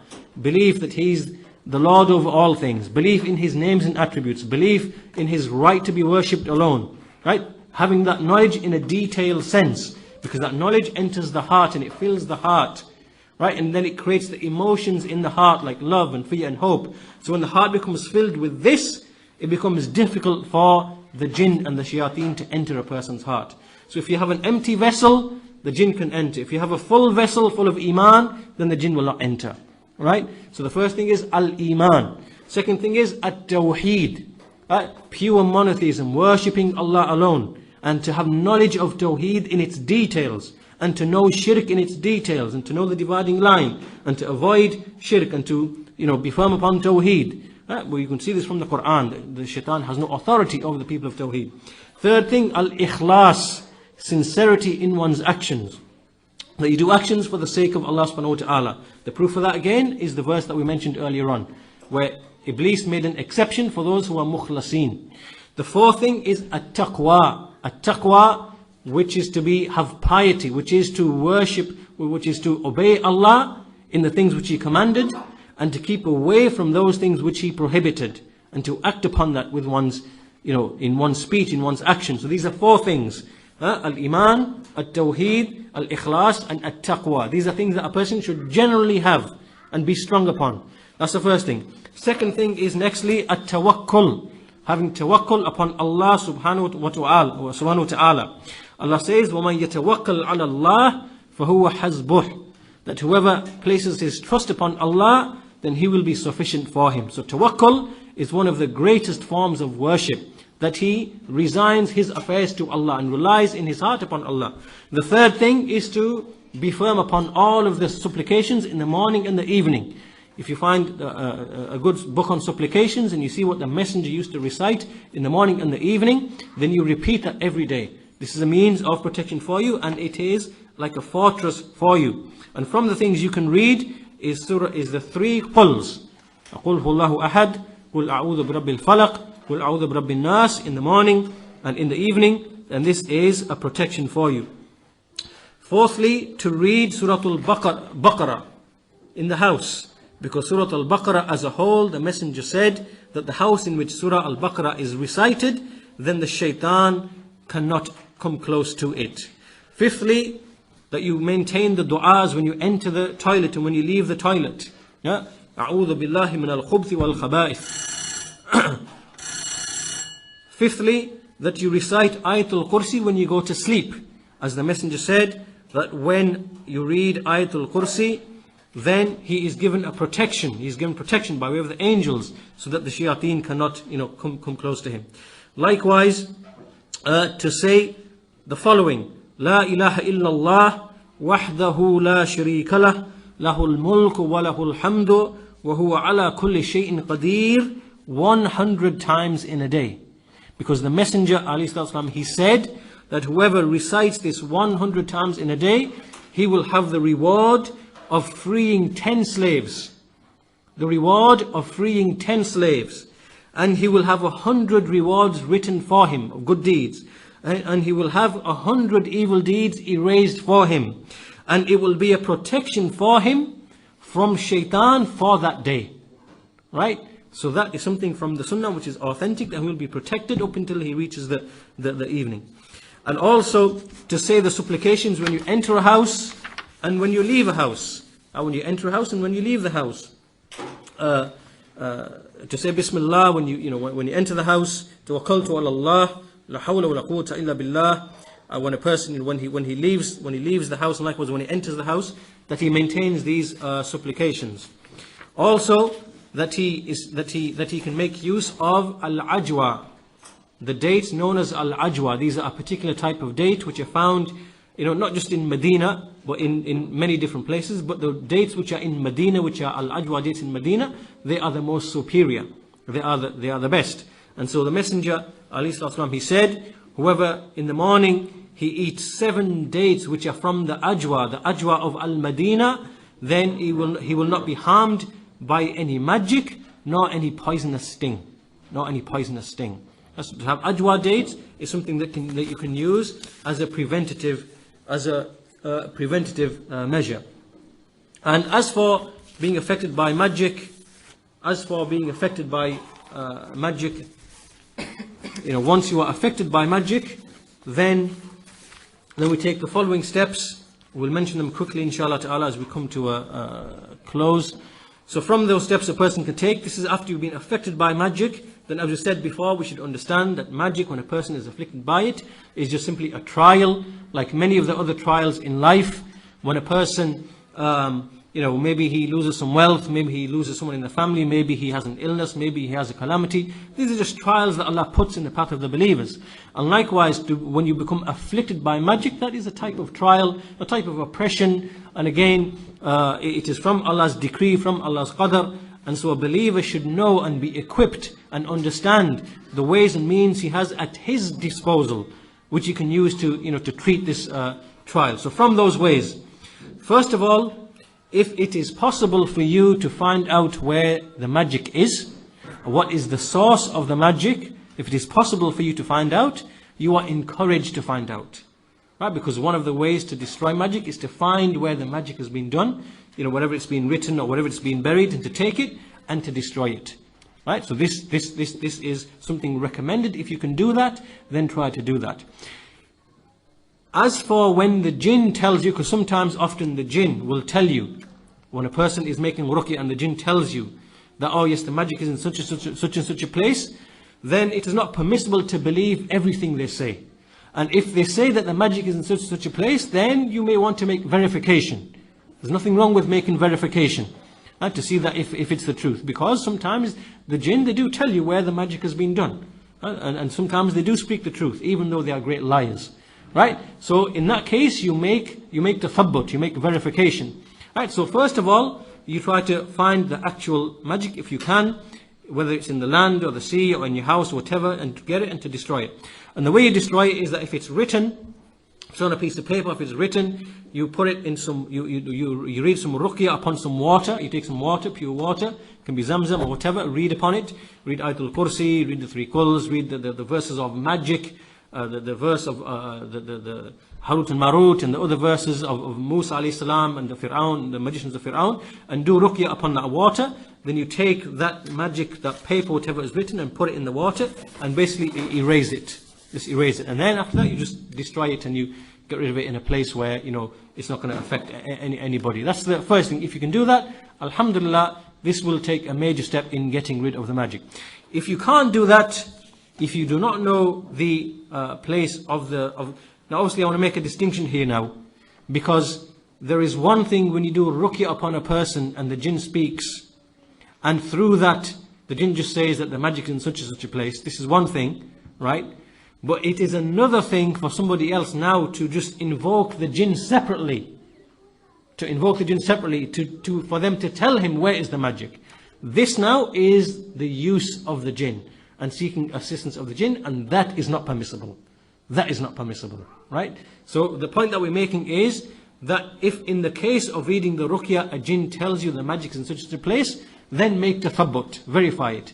But as for now, someone comes to you and says, oh, we've got magic done, can you can you tell us? And this person goes away and says, yes, I'll go and I'll find it from my jinn. This is not lawful, this is not permissible, because this type of interaction with the jinn is not permissible. Anyway, so that's the first thing. If this is not possible, if this is not possible for you to do, and in most cases it's not possible, then the second thing is, then the most effective method is to use the Quran, and to use the ruqya, and to use the dua, and all of the various other things that we're going to inshallah mention now. And this is the tools and the weapons that a believer has been given in order to treat the magic. So from those things that a person can do is, first of all, to abandon all of the sins and to make tawbah. To make tawbah to Allah subhanahu wa ta'ala for his sins, for his disobedience, for his negligence, for him falling short, and to make sincere tawbah, to make istighfar, and to ask Allah to forgive him, and use those times like in the last third of the night to make tawbah to Allah and to ask for forgiveness, and to fulfill the conditions of repentance. The conditions of repentance are 3 or 4. First of all, you must immediately cease that evil deed. Secondly, you must you must feel remorseful and sorry for having fallen into it. And thirdly, you must have a firm resolve not to fall into it again. And fourthly, if it involved the right of somebody else, meaning that the sin you did involved harming somebody else in his wealth and his honor and his life, that you return that right that you took from him. Right? So this is the conditions of repentance. So you repent from all the deeds that you're falling into. This is the first thing that you can do. Right? Because we believe in general that every single calamity that befalls you, it is from your own, what your own hands have earned. This is a general rule. The scholars explain from the verses in the Quran that all calamities that come to mankind are from what their own hands earn of evil. And this includes tribulations, calamities, harms, illnesses, diseases, death, and likewise magic is from one of those things. So tawbah is the first thing. After this, there are other things that can be used, other ways and means that can be used, and from them is honey, al-asal. Honey in the Quran, we see that Allah subhanahu wa ta'ala, He has mentioned in the Quran, we see the verse in Surah An-Nahl. Allah mentions a verse about the bees, how Allah has inspired the bees. He mentions about this drink which is of different colors, and He says, فِيهِ شِفَاءٌ لِلنَّاسِ إِنَّ فِي ذَلِكَ لَآيَةٍ لِقَوْمٍ يَتَفَكَّرُونَ. That this liquid of different colors, within it is a cure and a healing for the people. And indeed, in this are signs for a people who reflect. And likewise, the Messenger said, "Alaykum bishifa'in, al-asal wal-Qur'an." Upon you are the two healings, the two cures, honey and the Qur'an. And likewise, the Messenger said in another hadith, "Ash-shifa'u fi thalathin," that healing is in 3 things: a drink of honey, and likewise a hijama, which is the hijama, which is the bloodletting, the letting, taking the blood out of the body, and thirdly, cauterization with the fire. So in other words, He's mentioned honey and hijama in this hadith. And from the best of the honey that one can have is what we call the sidr honey. A sidr. This is a tree which gives like red berries, red orangish type of berries. It has a certain like green type of leaf. It is an evergreen tree, and it grows in hot climates. And so there's a honey that is produced from that. You find it in Yemen. In fact, Yemeni sidr honey is apparently the best, most effective. But the leaves as well, it's also known as the lot tree. The lot tree. And these leaves, you can use them, and some of the scholars like Sheikh Ibn Baz, they mention that you can take some of the leaves. Inshallah, we will come, in fact, that is mentioned a bit later on. I'll come on to that in a short while, inshallah. So the use of honey is, again, one of the ways that you can actually treat the effects of magic. The second is the black seed, al-habbat al-sawda. And this black seed is something that is mentioned in the statements of the Prophet sallallahu alaihi wasallam. He said that upon you is this black seed, alaykum bihadhihi al-habbat al-sawda, habbat al-sawda, fa inna fiha shifa min kulli da'in illa as-sam. that upon you is this black seed, for within it is a cure for every disease, with the exception of death, And so the scholars, we see that the scholars have recommended the use of this black seed, and to take its oil and to do ruqya upon its oil, upon the black seed oil, and then to rub it upon where the pain is or upon the rest of the body. And this is one of the ways that we find being done amongst the, with the scholars. Also from it is olive oil, the oil of the olive. And so we see in the Quran, Allah has described the olive tree, shajaratun mubarakatun zaytuna, the blessed tree, the blessed olive tree. And Allah swore by what tini was zaytun, by the fig and the olive. He swore by that, by the fig and the olive. And Allah, so we see this also mentioned by the Messenger sallallahu alaihi wasallam, recommending the use of oil, that eat or take the oil of the olive and use it in your food, for indeed it is from a blessed tree. And so we see again from what the scholars do is that they use the olive oil as part of the ruqya. They read over it, the ruqya from the Quran, and then they use it on the place of magic or on the body. And so this is one of the ways of doing ruqya. So that is another thing that a person can use himself to treat himself. Also, fourthly, the water of Zamzam, Ma'u Zamzam, because the Messenger sallallahu alaihi wasallam said that the water of Zamzam is khayru ma'in ala wajhil ard, that it is the best water on the face of the earth, is the water of Zamzam. That within it there is food, nourishment, and within it there is a healing for disease. And this hadith is authentic. And so also in another hadith the Messenger said that the water of Zamzam is for whatever it is drunk for. This means that when you drink the water of Zamzam and you bring a certain intention and a certain motive behind it. So you say that you drink Zamzam, and in your mind you want to increase in your Iman, and you want to increase in your Ibadah, and whatever it is you wish in your desire, then the water of Zamzam is for that. Meaning that it is whatever it is drunk for. So this means that you can use the water of Zamzam as part of the treatment for magic. So if you drink water of Zamzam with your intention being for the removal of that magic and the weakening of that magic and the destruction of that magic, then the water of Zamzam is something that will help and aid in the removal of that magic. Also from the ways and means is the use of, as we said, the sidr, the leaves of the sidr, the lote tree, right? And so the Shaykh Ibn Baz rahimahullah, he's mentioned a particular type of ruqya which involves these leaves. And so what you do, I'll mention it very briefly. He says basically this is found from experience to be very effective, from experience. And so what the Shaykh mentioned rahimahullah, he said that he takes 7 leaves from the sidr tree, from the lote tree. You take these 7 leaves, you crush those leaves, and then you put them in, it has to be like a large container.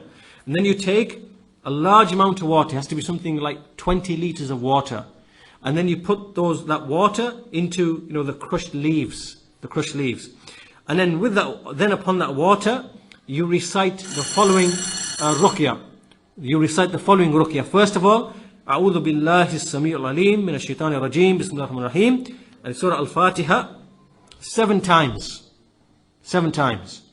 Then أعوذ بالله من الشيطان الرجيم, followed by Ayatul Kursi 7 times. Ayatul Kursi 7 times. Then you read the last 3 verses of Surah Al-Baqarah. The last 3 verses of Surah Al-Baqarah. لله ما في السماوات وما في الأرض وإن تبدوا ما في أنفسكم أو تخفوه يحاسبكم به الله. To the end of Surah Al-Baqarah.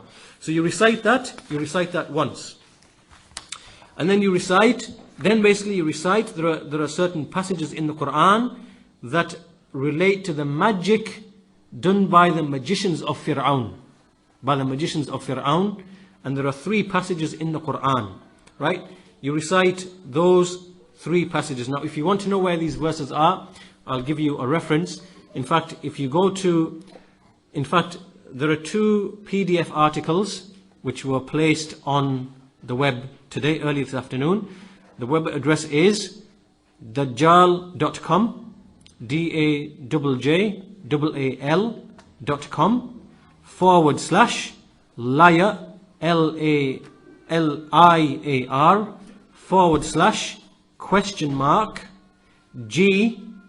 /GZINC.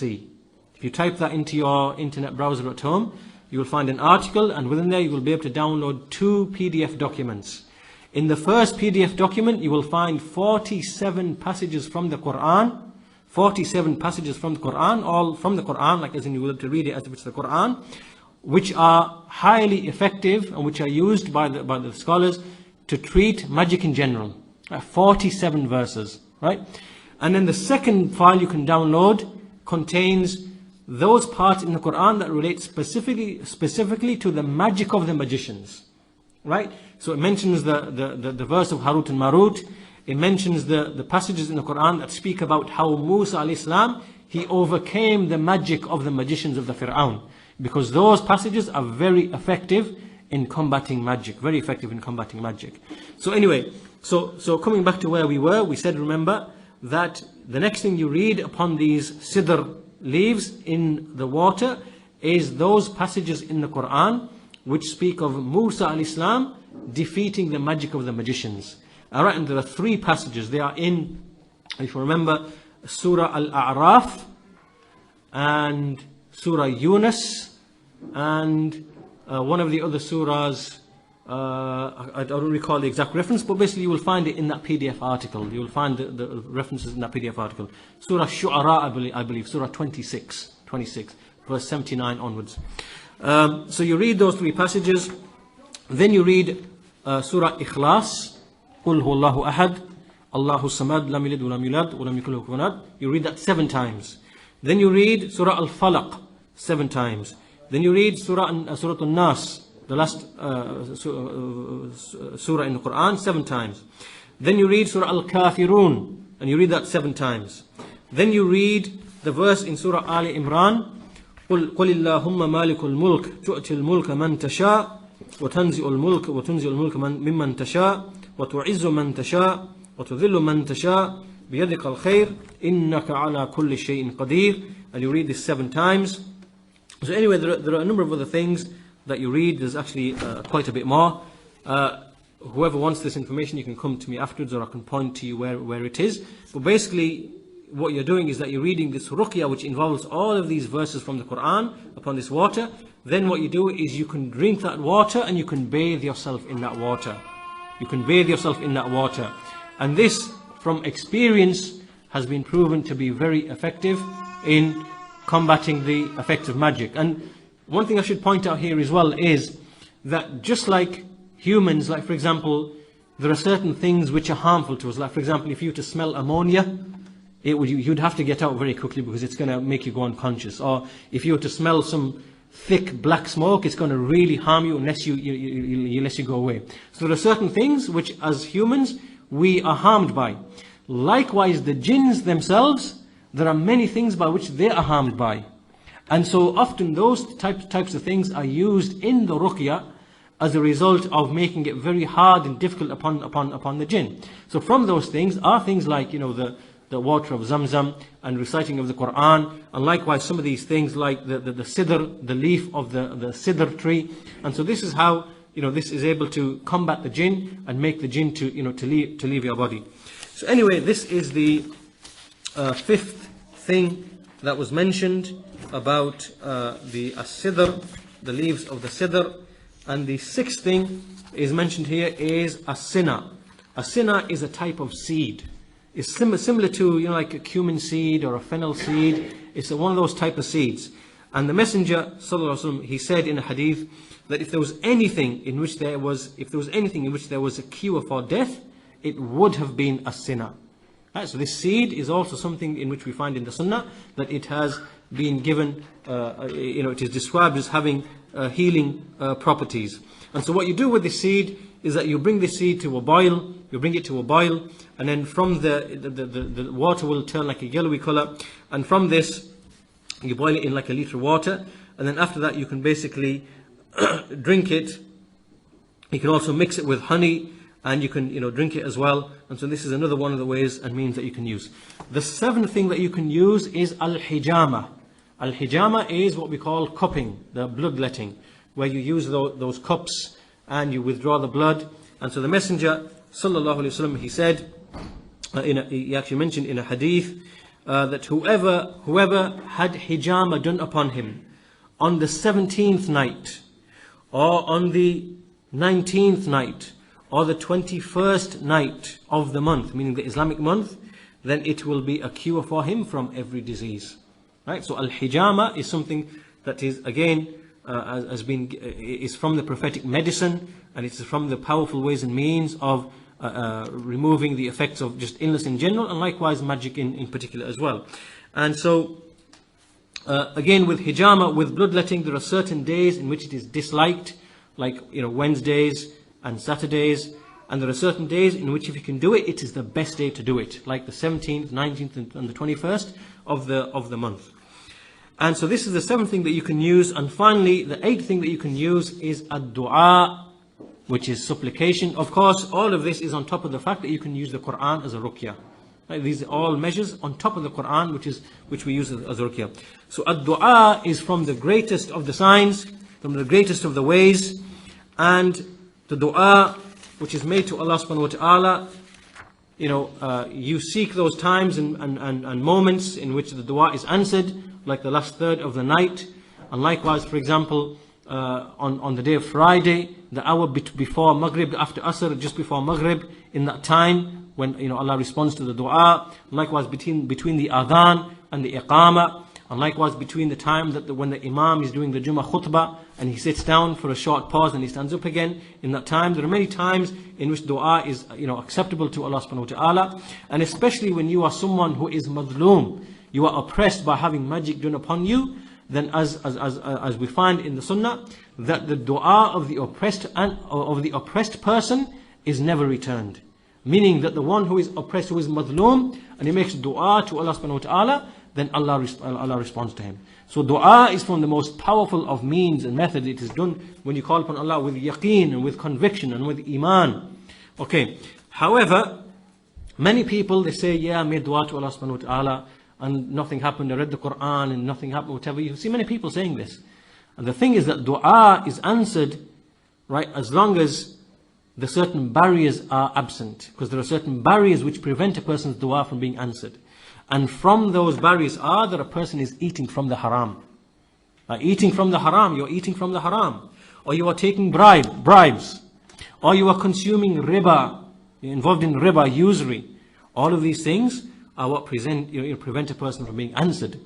And likewise, a person is drinking from the haram.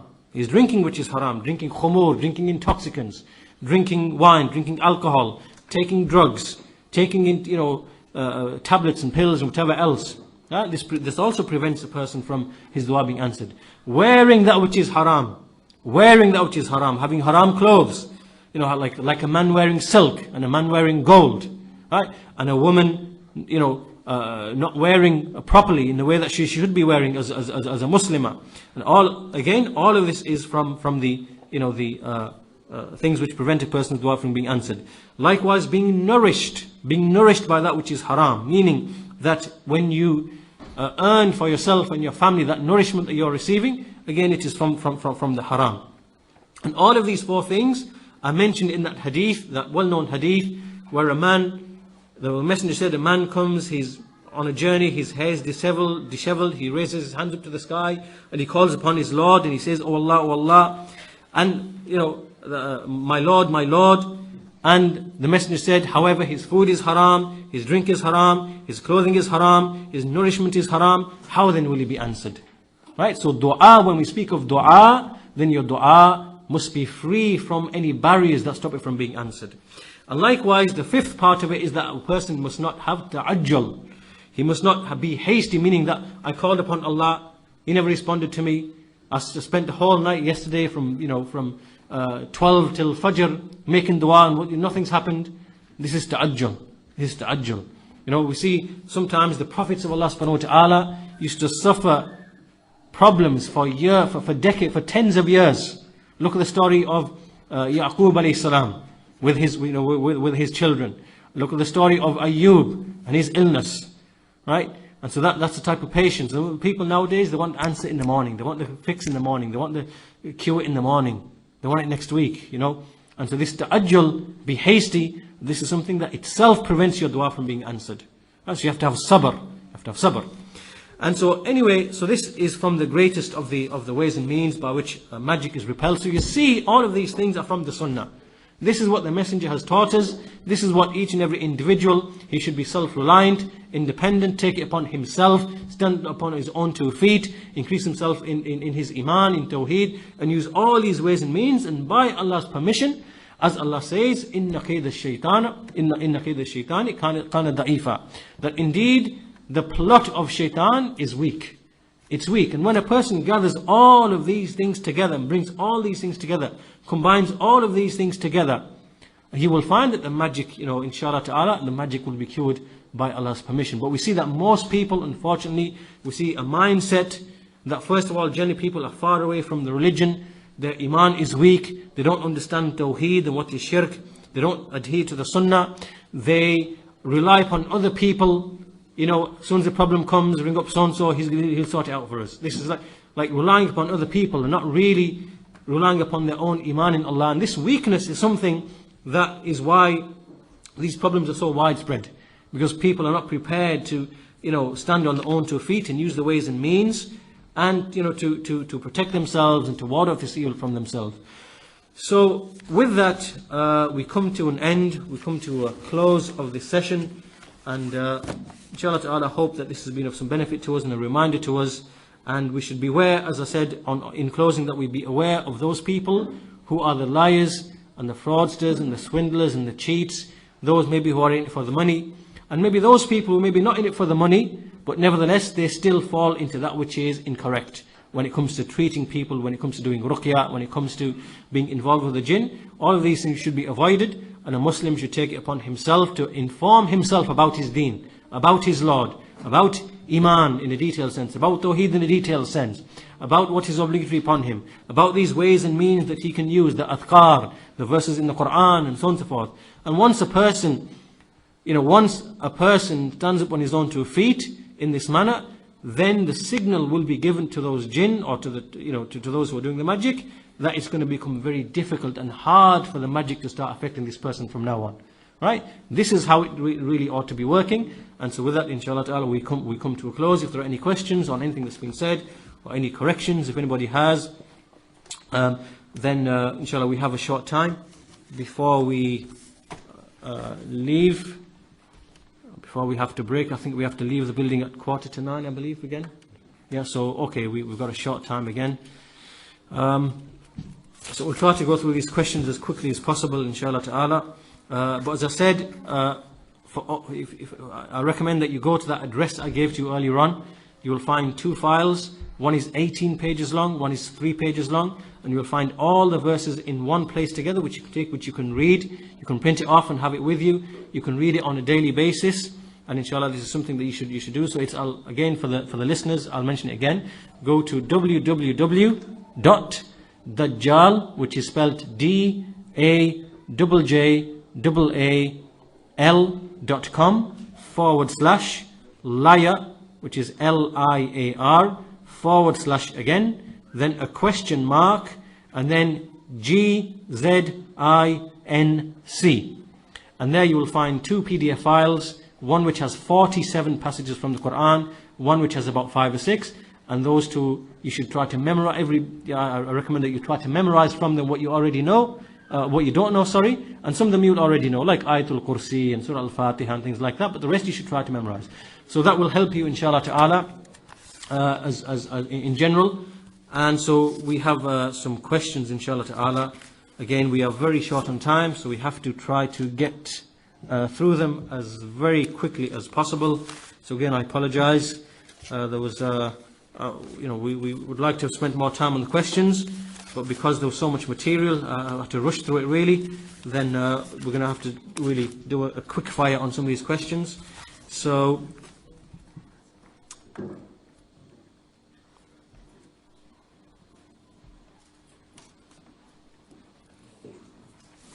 Okay, very quickly, question just generally upon witches on brooms and Halloween and origins of Halloween, and there is nothing, there's nothing ascribed to the Prophet ﷺ regarding witches who roam around on brooms. I don't know where this has come from.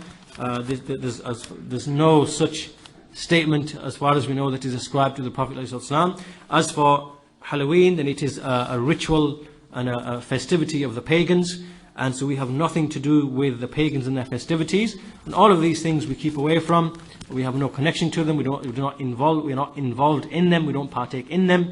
If they knock on your door, we don't open the door, we don't give them anything. We have nothing to do with any of these types of festivities. And all of these festivities in general that you find the non-Muslims which are involved in, you find that always somewhere along the line that they have a pagan origin. Whether that is birthdays, whether that is Halloween, whether that is Valentine's Day, whatever you want to, whatever it is, we only have two celebrations as Muslims.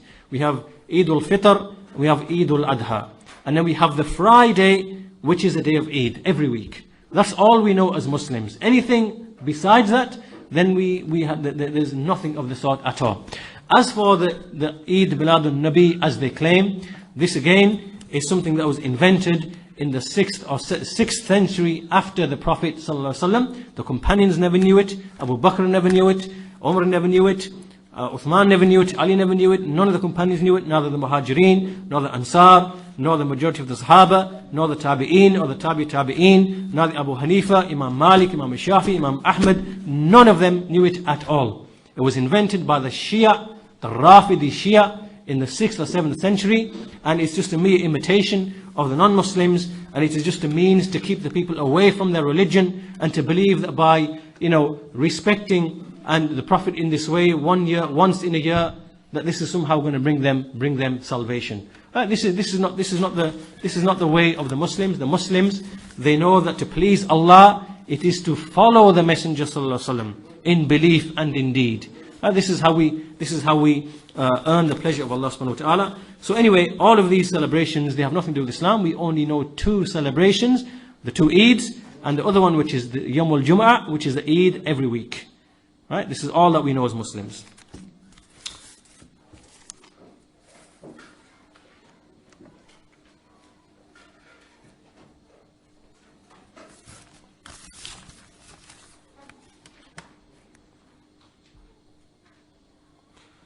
Just a general question on ruqyah. Can you perform ruqyah upon a person who has had black magic done upon them? Of course you can.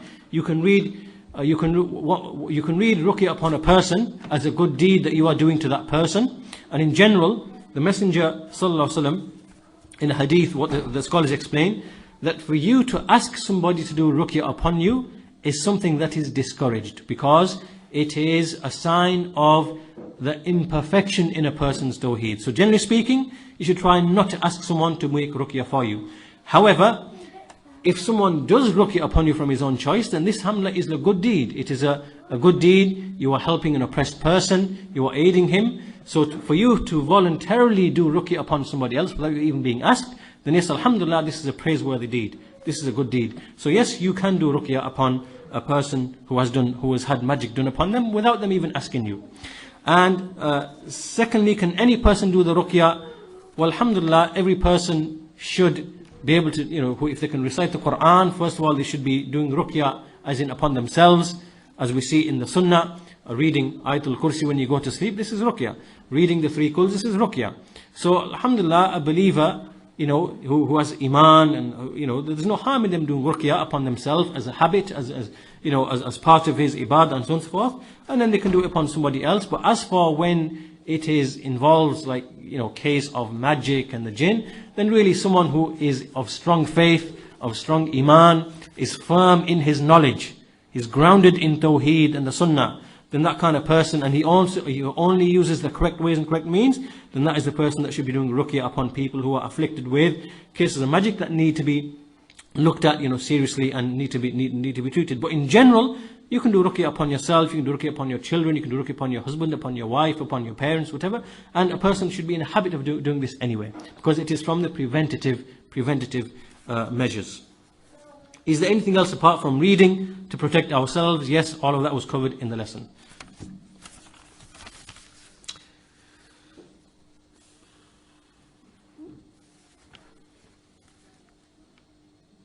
Okay, another question about someone having had magic done upon them whilst they were abroad, and they found the magic, they disposed of the magic in the correct way, but they fear that because some of their parts like hairs and nails and things like that might still be present, that they fear that the magic might still be done, and so does this magic have to be found, or can ruqya and tahseen and protection from Allah, with Allah be sufficient?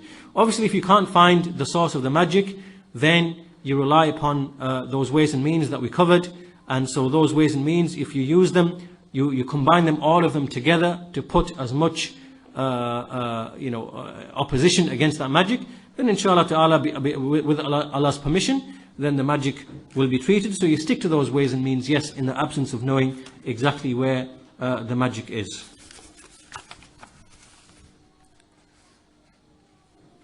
How do you know if someone has something has been done to you? As many people, after hearing stories, get paranoid.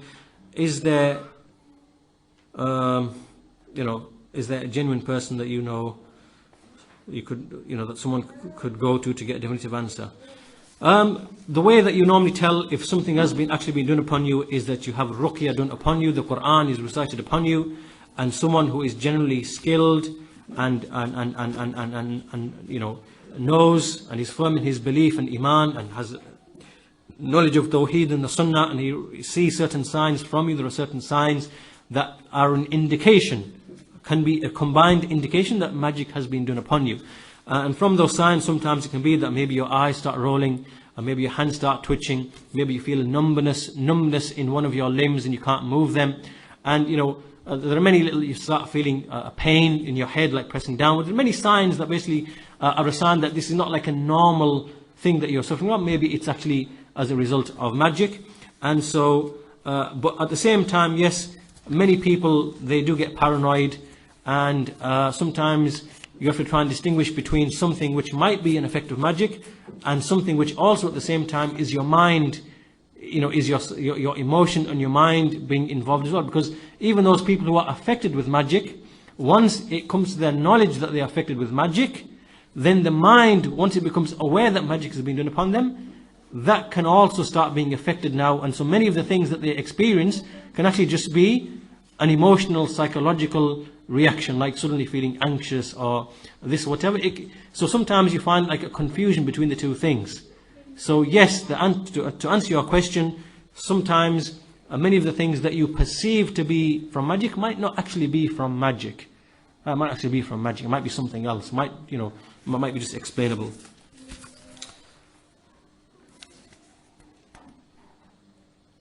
Can you take black seed oil when a woman is pregnant? From what I'm informed of, from what I am told, that it is not recommended for a woman to have too much black seed oil. To have too much black seed oil whilst she is pregnant. As for using it in moderation, in small amounts, then that inshallah ta'ala would not be harmful. But taking it excessively, from what I'm aware of and from what I've been told, and from what I am aware of, that this can be harmful.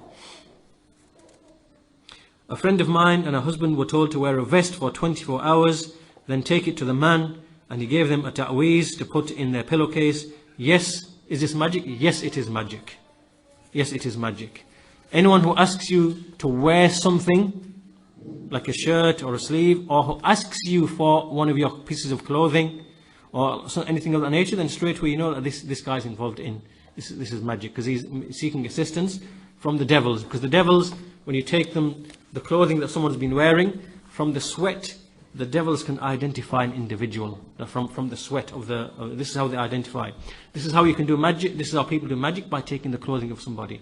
Right? So when people ask you, wear something and give it back to me, right? What they really want is they want the sweat from your body. Then they will implement a certain type of magic, as a result of which you will appear to be cured. But all it is just another form of magic that makes you think that you are cured. In reality, you are not. Watching magicians on TV and so on and so forth. Watching these people, the scholars say that it is not permissible, because they are swindlers, liars, cheats, fraudsters, charlatans. And so a Muslim shouldn't be involved by seeking entertainment from these types of people. He's got better things to do. And so, we do not allow our children to watch them. We don't watch them. And ideally speaking, you shouldn't really have a TV in your house, because by having a TV in your house, basically you're just saying to the shaitan. Open field in my house. Go and do what you want. Do to my family whatever you want. Open field. So you should not have a TV in your house anyway. Inshallah ta'ala. So I advise you to get rid of the TV. And so you won't need to watch the magicians or anyone else for that matter on the TV. Which is just really the quickest and easiest route to corrupting yourself and your family and your morals and your manners and your deen. And so we advise you to get rid of that TV. Okay, I think really we are getting pushed for time. We'll finish off with, we've got some food. We have 15 minutes to finish, so we have to really stop right now. So inshallah, if you could assist. Before you stand up, anybody, just a quick announcement. We have the lesson every week here, Aqidah al-Tahawiyah. We go through a book on creed, an explanation from the scholars.